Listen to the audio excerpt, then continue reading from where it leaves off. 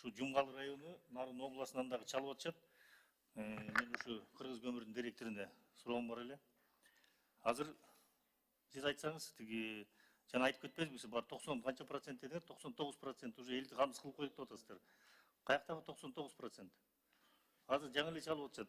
Бир дагы ошол жана силер ачкан кампаларда көмүр жок дейт. Мен Элдердин баары уруксат берсеңиз жооп берип коеюн, Нурбек Өмүрбекович. Уруксаңыз мен айтып коеюн аягынча. Мына биринчи кайерден көмүр чыкса, ошол жерди камсыз кылыш керек биринчи. Биринчи Жумгал районун камсыз кылыш керек болчу. Андан кийин Нарын областын. Андан кийин анан бияка ташый бергиле. Анан кандай болот? Көмүр жок, мына кайра чалып атышат мага азыр. Ошого жооп бериңизчи. Нурбек, саламатсызбы? Бул маселе боюнча мындай болот да, бизде мына Кыргыз көмүр мамлекеттик ишканасында мына 50 ташуучу унаа бар. Ал жерден биз мына ТСК камсыздоого балыкчыга ташып атабыз тынымсызчы. Жайында Нарын областында да соц объекттери Жумгал районундагы баарын камсыздап бүтүрүп калдык да. Андан тышкары ошо мурдакы ушундай практика экен да, айыл өкмөттөр менен келишим түзүп, биз ошо 19 топ база бар, 15 айылдачы азыркы күндө. Андан тышкары дагы жеке менчик топ базалар бар да. Эмне себептен жетишсиз болуп атканда, бул жерден акимде чалган айыл өкмөттөр менен дагы мен сүйлөшүп, мен сурангам. Мына Бишкек менен Чүйгө мисалы биз топ база ачып 5300 сомдон бааны коюп берип атабыз да. Бирок бул жеке менчик бул топ базалар өздөрүнүн унасы менен ташып кетип атат да. Эми ошол жерден биз дагы машина бөлүп берип атабыз, ал жерден унааларды тынымсыз ташып атабыз, ал жерден берип атабыз. Баа болсо биздин баабыз болсо 3000 сомдон эми тегерегинде болот да. 3,5 сомго чейин. Нурбек Өмүрбекович айткан жерде канча көмүр бар азыр ошону айтыңызчы. Көмүр өзү мындай болуп атат да. Эл болсо алгандачы, көмүрдүчү алганда октябрь айында ташып берип койсок албай атпайбы? Суук болгондо алып атышпайбы? Келип тергенделер ошол жерден ташып. Бүгүн на сегодняшний день Сиз баягы бирден бири-бирибиз менен талашпайлы да, бири-бирибизге эме кылып, сиз ошол ар бир акимдерге, райондун акимдерине чалыңыз. Биринчичи, Жумгалдыкына, Нарын районуна, Акталага чалып ошол жумушту организовать этип бериңиз. Ошол жерден айтыңыз, айыл өкмөттөрүнө болобу, акимге айтыңыз дагы, акимге ошол жерден айтып, аким ошо машинелерин тапсын, ошол келгенде очерети жок киргизип бериңиз ошол жерде. Азыр мисалы башка жерде көмүр жок, бир эле ошо тиги Жумгалдан алып атышат. Бир эле ошо Кара Кече деп атасың. Кара Кечеден башка канча 23 лицензия бар, алар эмне кылып отурат ошо? Аларга эмне напрягать этпейсиңер, алар эмнеге иштешпейт? Мисалычы алар. Алар эгер өзүн ошол эмени камсыз кыла албаса, же көмүр ташып алса, алардын баарын алып коюш керек лицензиясын. Иштебегендердин эмне кереги бар айылда кармап отурасыңар ал? Алар жеке менчик эмне компания. Жеке менчик эмес, каяктан?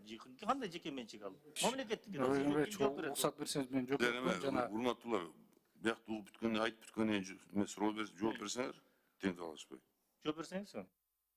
мен жана 99% деп жалпы республиканын региондору боюнча айттым. Ооба, Нарында бүгүнкү күндө именно калкка көмүр ташуу боюнча проценттик пайыз аз.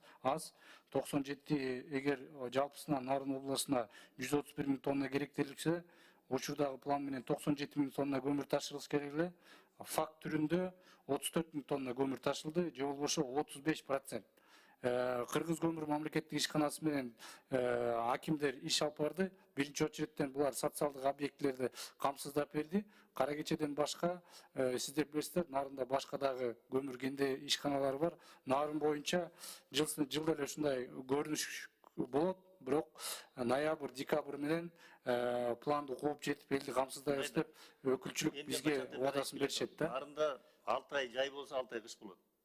Ошол экинде силер 1 сентябрь, 1 октябрга чейин баарын камсыз кылып коюш керек болчу. Ошонун баарын эми мен дагы бир жолу айтып атам. Эгер силердин мына Кыргыз көмүрдүн машинелерин мурунго жардам бергенсиңер, барыпчы ташып бергенсиңер. Эми азыр машинелери канчасы ким? Сиз Кайрат мырза, канчасы 30 машина болчу барды силерге алып берген. Канчасы иштеп атат ошолордунчу азыр? Жок, биз ал жерден мындай кылып атабыз да, кезек менен да бир машина ошо топ базаларга таштап кетет. Жок, эгер ташып бере албасаңар, ошону хотя бы жана жумушун организовать этип бербейсиңер. Келгенде очередь жок, киргизип бергиле. Акимдер жөнө турбай ошолор иш алып барсын ошол жердечи. Акимдер айыл өкмөттөрүн эшек тагылап отурабы жердечи. Камсыз кылсын да ошол жетекчи болгон ошол райондунчу. Силер да айткыла, бирок көмүрдү келгенде ошол жерден очередь жок, киргизип көмүрүн салып узатып чыгарып койгула ошол жерден. Баягы айтыңыз. Ооба, сиз туура айтасыз. Акимде өкмөттүн токтому менен жазында кабыл алынган токтому менен калкты камсыздоо боюнча акимдерге президенттин облустардагы өкүлчүлүктөрүнө тапшырмалар берилген. Эгерде кандайдыр бир маселе болуп, же болбосо жанагындай кезексиз көмүр ташып алып кетүү боюнча Кыргыз көмүр мамлекеттик ишканасына кайрылса, кара кечеден очередь жок көмүр кой берүүгө бүгүнкү күндө даяр. Жок, мага айтып атпайбы, мына бир жумадан бери чалып атышат. Бир жумадан беричи. Сиздерге да чалып атышат. Мына депутаттардын баарына чалып атат. Анан эми ошону камсыз кылгыла да. Эми кайра айтып бергенде эмне? Былтырго жакшы болчу. Былтыр айткан да эмес болчубуз. Анан эми ошо көмүрдү ошо жерден чыгып аткандан кийин ошону биринчи камсыз кылыш керек да. Андан кийин башка жакта камсыз кылгыла. Анан кийин жанагы мына жол боюнча биздин тиги депутатыбыз көтөрүп кетпедиби? 3000-2000 сом депчи. 3000-2000 сом эмес, ал жол деген канча миллионго салынат ал? Канча миллион акча? Ал андай кылбаш керек эч убакта. Өзүнүн нормасы бар ошол жол. Ашкандан кийин жол бузулат. Андан ашык 1 килограмм да ашпаш керек. Ошондой жүктөш керек. 15 тонна жүктөш керек. Өз нормасы менен. Сиз туура айтып атасыз. Бүгүнкү күндө кара кече жанагы привлекать эткен машиналар дагы өзүнүн дагы машиналары ошо Минтранс коюлган талап менен иштеп келүүдө. Мисалы азыр мына жаңы эле Жумгалда жол салынды. Ал жол бир 30 жыл служба кылыш керек элге. Элге кызмат кылыш керек. Анан 1 жылдан кийин 50 тонна, 60 тонна эметип туруп жолду бузуп салганда эмне кереги бар андан кийинчи? Ошол сиздер жанагыны иш алып барыңыздар.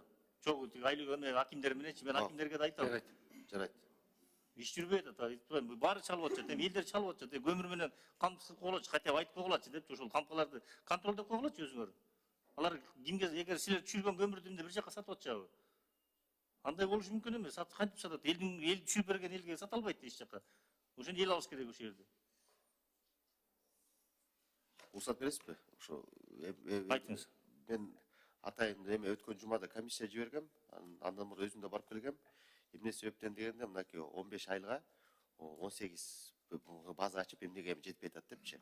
Аким менен да сүйлөшкөнбүз ал жерденчи. Милиция башчысы менен сүйлөшсөк, алар көзөмөлгө алып атабыз дейт. Мен айттым да, биз берген социалдык баа менен коммерциялык баа менен сатылган жокпу десек, башка жеке менчик топ базалар бар экен, ишкерлер бар экен. Эмне себептен дегенде биз мисалы 22 тоннадан ашырбай эми жүктөп берип атабыз да фуранычы. Алар Жумгалга жактан бизден үстү жактан жүктөбөй, түшүк тараптан келген унаалар бар экен, алар перегруз менен аралда болсо пост иштебейт экен. Ошол жерде весогабаритный пост бар экен, иштебейт экен көп жылдан беричи.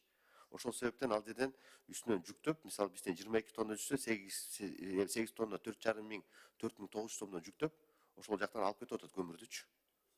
Сиз мен жана бир нерсени айтайынчы. Сиз айтып атасыз, ал менчик компания. Каяктагы менчик компаниялар бар?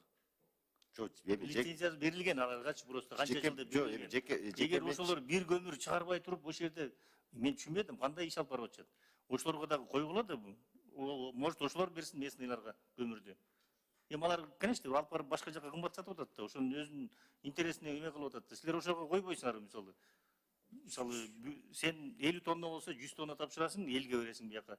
50 тонна бул эмеге алып келип бер, тецке алып келип бер деп ошондой условия койбойсуңар мына. Унчукпай жүрө берсеңер, ал мисалы лицензиялар бар иштебейт экен аларчы. Башка бирөөдөн Кыргыз көмүрдөн алып туруп тапшырып коет мына. Мен тапшырдым болушат дагы, ошол жерден турат аларчы. Алар эптеп может кымбат сата албай жүрөт дагы, алычы мот. Ошол боюнча иш алып барбайсыз. Саясат силердеби? Кимдеби? Экологиябы? Ким? Ошол боюнча иш алып баргыла дейт. Рахмат.